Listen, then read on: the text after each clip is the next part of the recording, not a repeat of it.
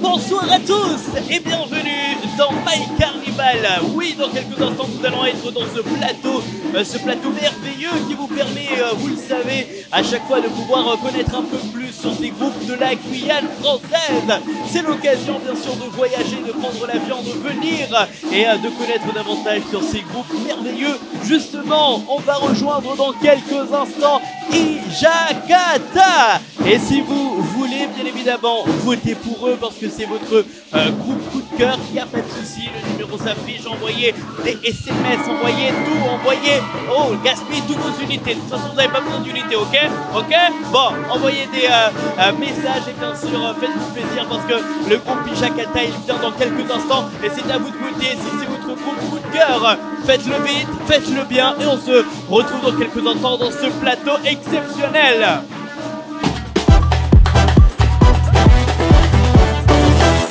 Et oui, ça y est, nous sommes installés dans ce plateau, le plateau de My Carnival, et nous sommes avec notre premier invité, monsieur Claude Germain, membre fondateur et président d'Ijakata pendant 20 ans. C'est incroyable. Bonsoir. Bonsoir, ça va, très bien.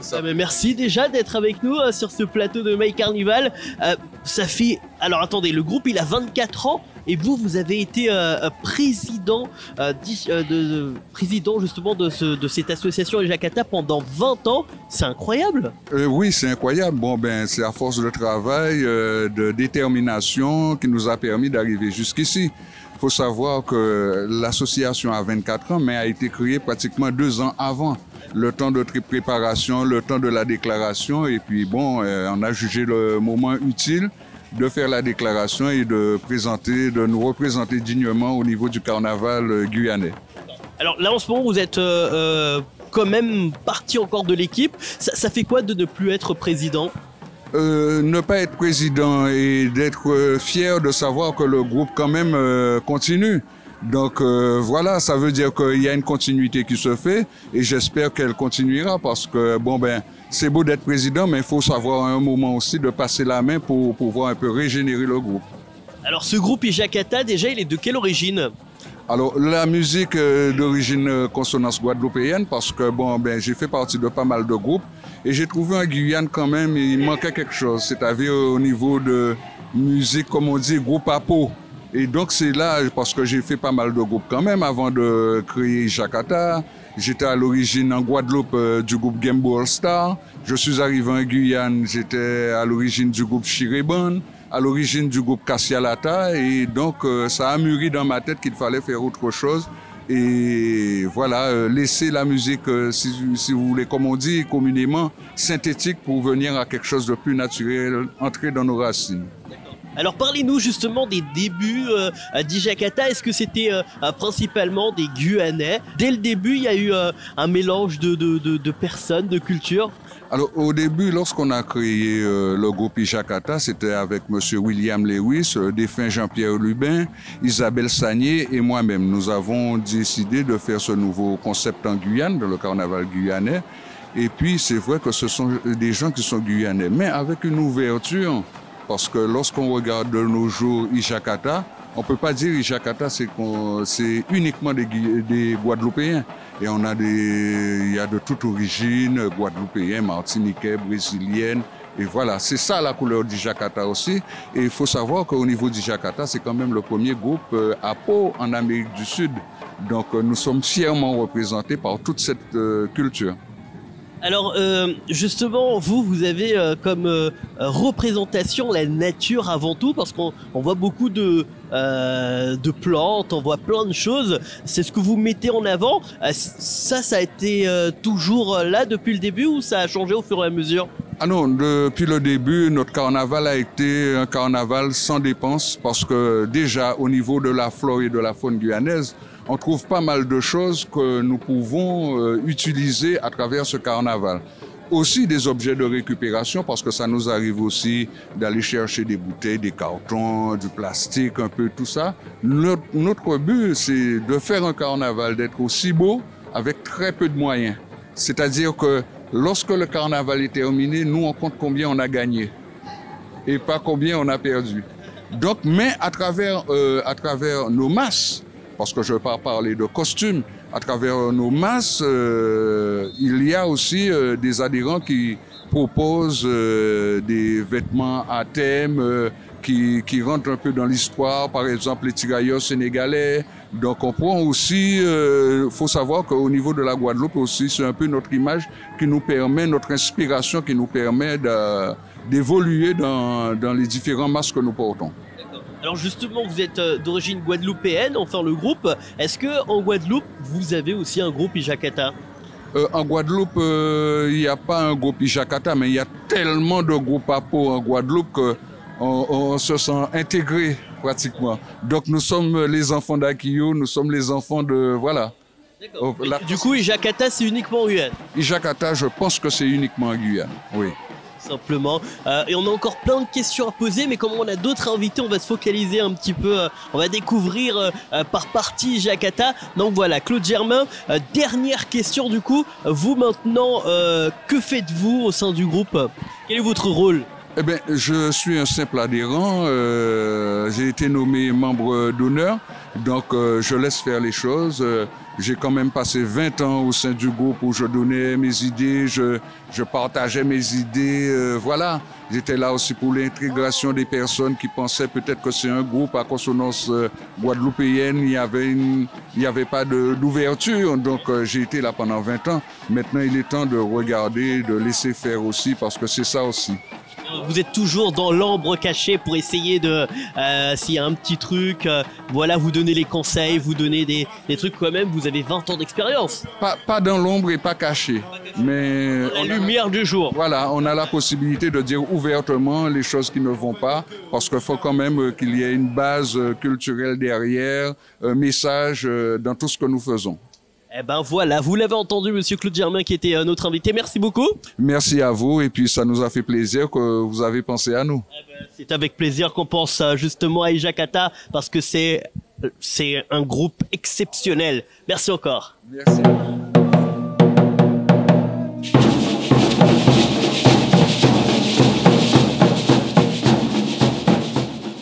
Nous sommes avec Christian Cécile, c'est lui notre prochain invité, il est anthropologue.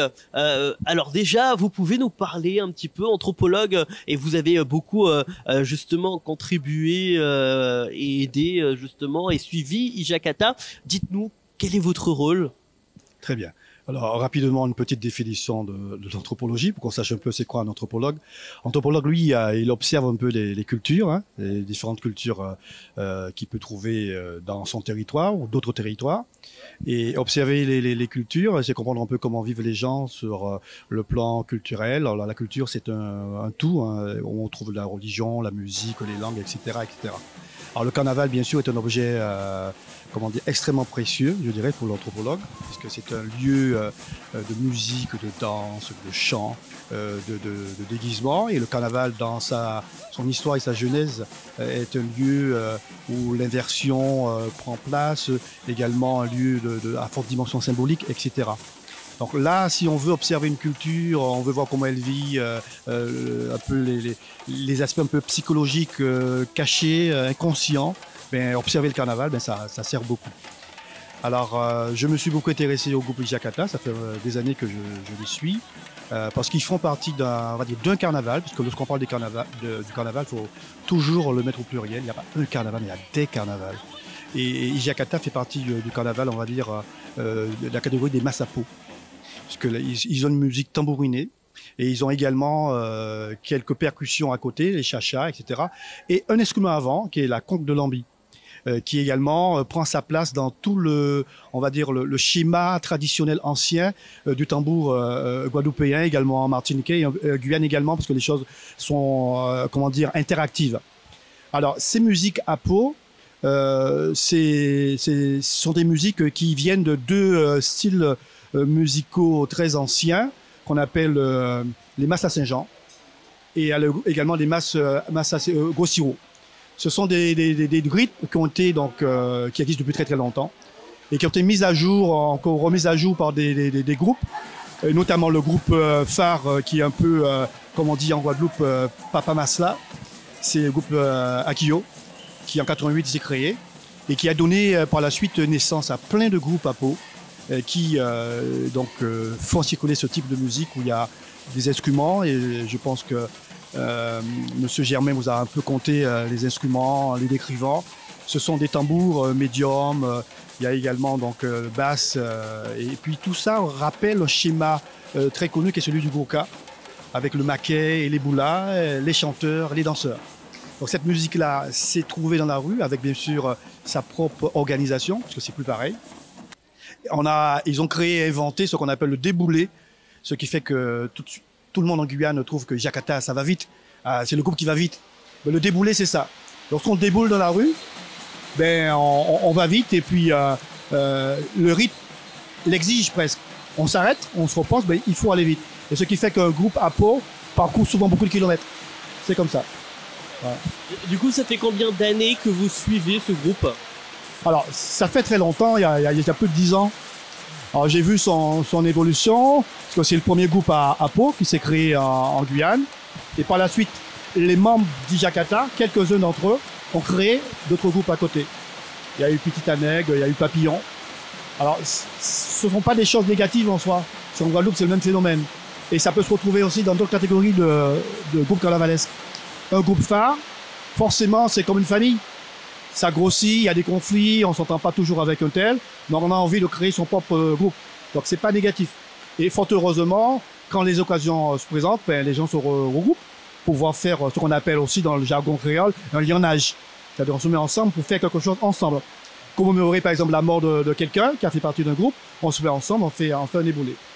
Donc voilà. Alors ce qui est intéressant dans Ijakatta, le travail que je fais sur eux, voir un peu si la musique qu'ils produisent en Guyane est la même que celle qu'on retrouve en Guadeloupe. C'est intéressant.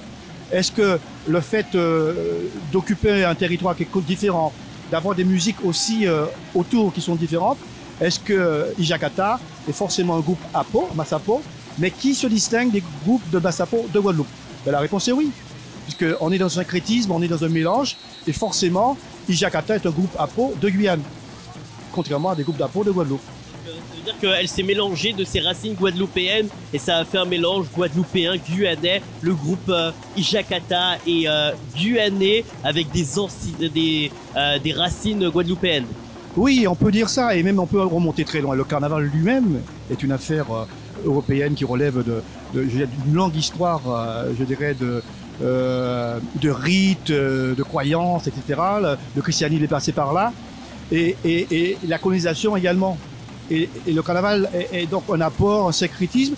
Et ce qui est important, c'est que, comme d'autres phénomènes culturels également, les gens qui vivent sur un territoire vont se l'approprier et l'organiser et l'enrichir à leur manière. Alors, Ijakatta, comme les autres groupes, c'est pareil. Ils font du carnaval, mais le carnaval est toujours mélangé avec des ingrédients du terroir, du territoire, qui fait que ça devient quelque chose d'identitaire plutôt, guyanais. Et c'est ça qui est intéressant à voir. Et les Massapo, mais désormais, appartiennent aussi à la Guyane, pas seulement en Guadeloupe. Dernière question, du coup, ce groupe Ijakatta, quand il sort avec des déguisements. Est-ce qu'il sort, déjà, il y a de la musique, on l'a entendu, mais est-ce qu'ils sortent avec des déguisements et quoi encore? Qu'est-ce qu'on peut retrouver dans ce groupe? Alors, la question est intéressante parce qu'on parlait de déguisement. Alors, souvent, les carnavals très européens, très occidentaux, sont très en phase avec le déguisement. On se déguise pour aller au carnaval. Alors, chez nous, ici en Guyane, on parle de touloulou. Un touloulou, à partir du moment qu'on est dans la rue, on devient un touloulou. Pas forcément quelqu'un de déguisé. Alors, en Guadeloupe, c'est pareil, on parle du mas. Mas à peau, on dit. Alors, à partir du moment que vous êtes dans la rue, vous êtes un mas. Alors, on peut être déguisé, effectivement. On peut porter un masque. on peut porter des cônes, on peut aussi se badigeonner le visage d'une peinture, etc.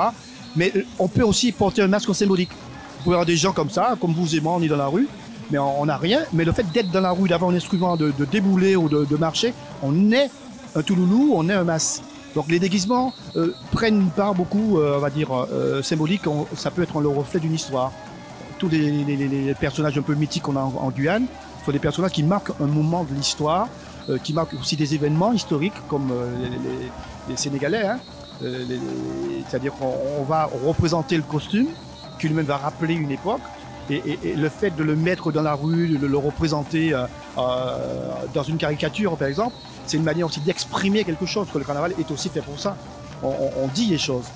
Et l'anthropologue que je suis et toute je dirais l'étude anthropologique, c'est justement d'essayer de comprendre qu'est-ce qu'on dit lorsqu'on fait le carnaval. Il y a déjà ce défoulement, parce qu'on laisse des choses sortir, c'est la fête, mais quelque part, il y en a qui parlent. Et d'ailleurs, Ijakata, comme tout l'ensemble des groupes à Pau, font partie d'un carnaval qu'on peut appeler le carnaval contestataire, un carnaval de résistance. Et là, il y a bien quelque chose de très clair qui est dit, c'est qu'on a été colonisé, pour certains on l'est encore, il y a une valorisation de la culture créole à faire valoir, et les Massapo le disent très clairement, très clairement. La musique, pour aller le déguisement, Ijakata ne dépense pas d'argent pour s'habiller le dimanche quand il défile, il récupère beaucoup d'éléments végétaux, beaucoup pour pouvoir dire on peut faire le carnaval sans dépenser.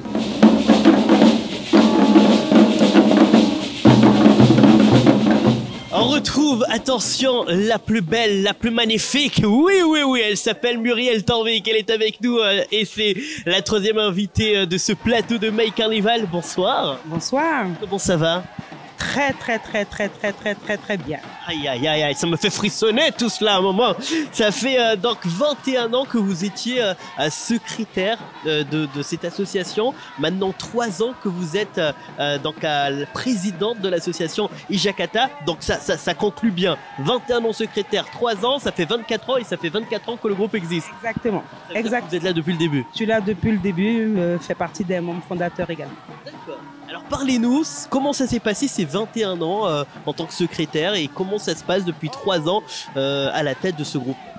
Alors 21 ans assez compliqué dans le début et une fois qu'on a pris le pas, ça coulait. Et les 3 dernières années, c'est comme si je m'occupais de mon bébé toujours. Oui. Et les 3 dernières années, on a essayé d'innover un petit peu plus pour faire avec ce qu'on avait sur place.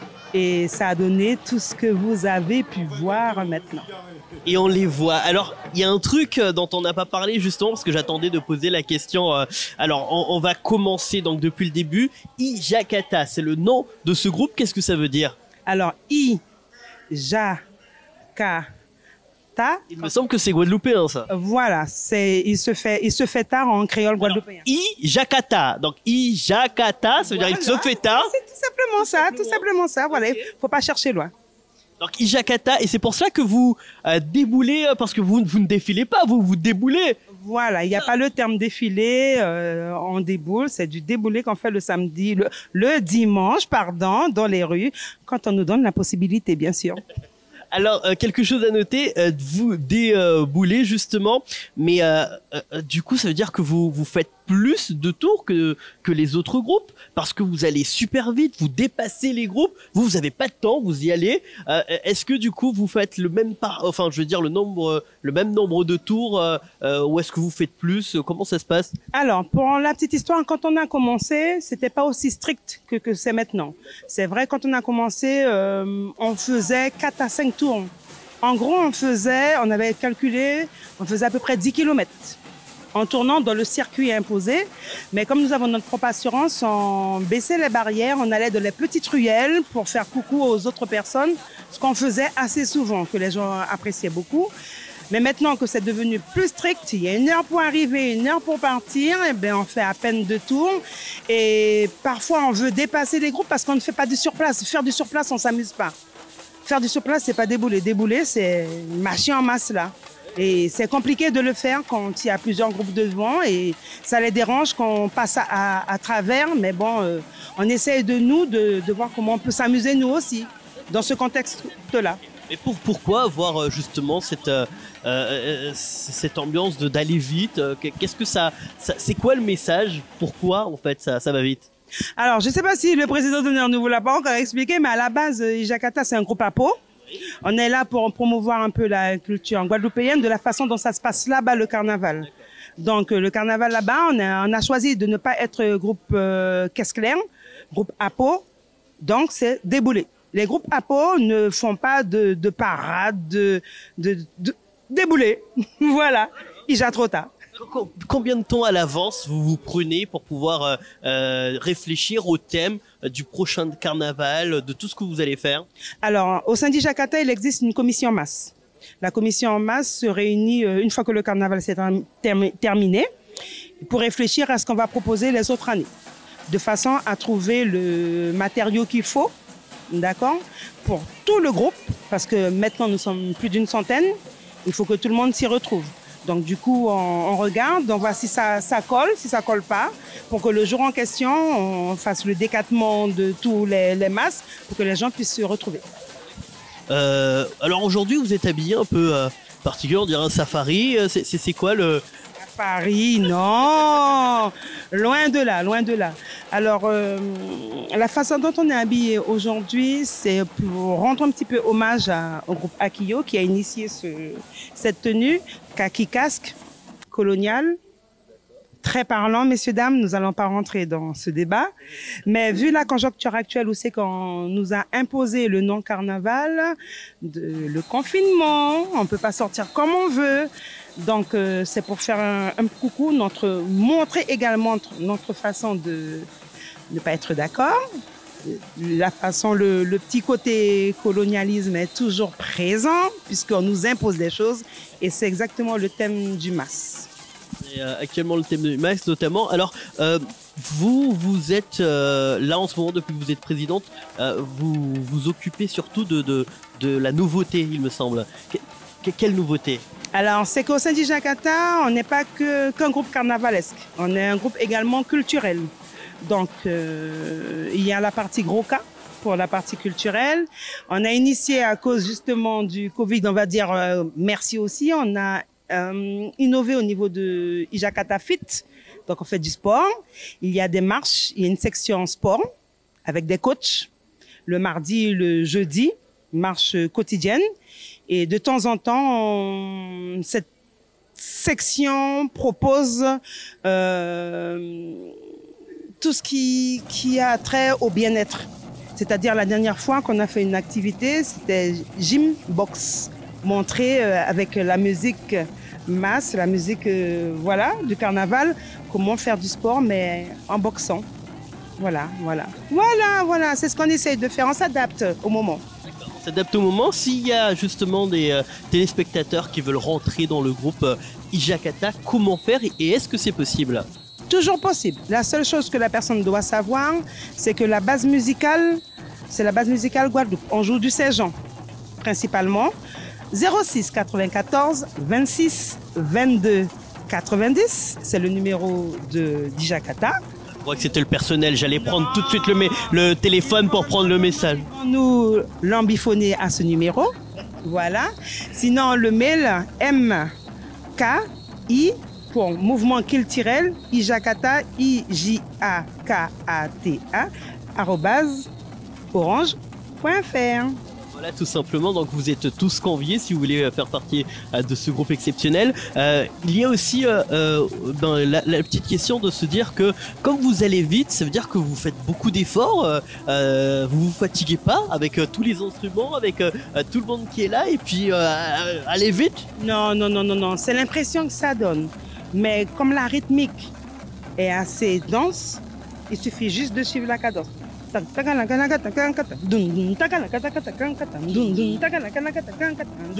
Tu vois? Même toi. Même moi, je suis dans. Quand tu suis, est-ce que tu sens que tu es fatigué?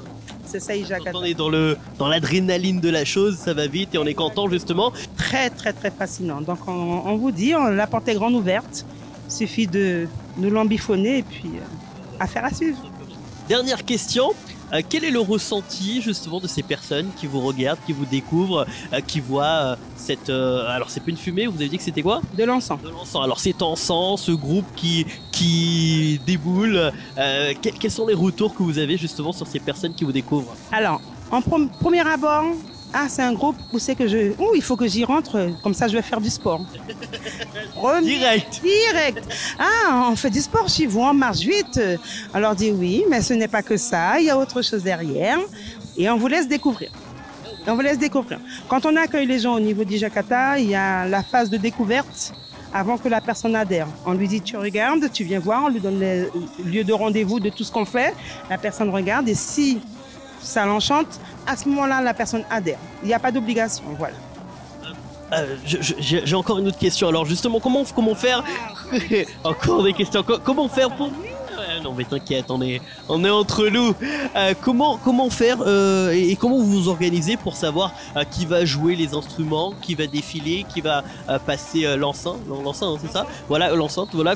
Comment vous organisez tout cela? Est-ce que c'est quelqu'un déjà attitré ou ça change ou comment vous organisez au niveau de ça? Non, ça peut changer. C'est pour ça que je disais tout à l'heure qu'il y avait une commission masse. C'est qu'il y avait une responsable et au sein de cette commission, on donne des missions à chaque personne pour faire évoluer le mas. Ça peut partir de la banderole, de l'encens, au niveau des chants, au niveau du placement, au niveau de la musique et au niveau du mas qu'on met sur nous. Voilà, la composition de la commission mas, c'est ça. Vous jouez des instruments? Oui. Quel instrument vous jouez? Tambour-chant, contrebasse et mon instrument favori, c'est la voix. Voilà, vous l'avez entendu, il y a une symbolique, il y a plein de bonnes choses à retrouver. Donc n'hésitez pas, si vous êtes intéressé et vous voulez rejoindre le groupe Ijakata, il n'y a aucun problème. Allez-y, faites un petit tour et vous allez, je vous l'assure, ne pas être déçus. Si c'est votre groupe coup de cœur, et il n'y a pas de souci, vous pouvez bien évidemment envoyer un message pour pouvoir soutenir votre groupe, celui que vous adorez. Le numéro s'affiche, envoyez des messages et bien sûr, si vous élisez en masse ce groupe, il va repartir avec 1000 € grâce à vous, donc n'hésitez pas à voter. Ça se passe bien sûr par SMS.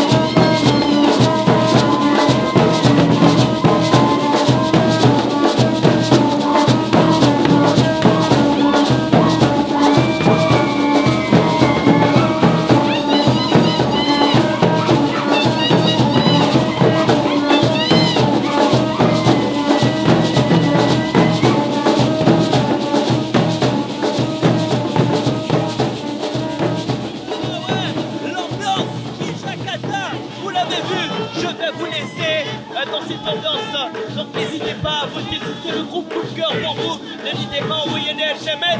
Moi je continue la siesta. À bientôt pour un nouveau local.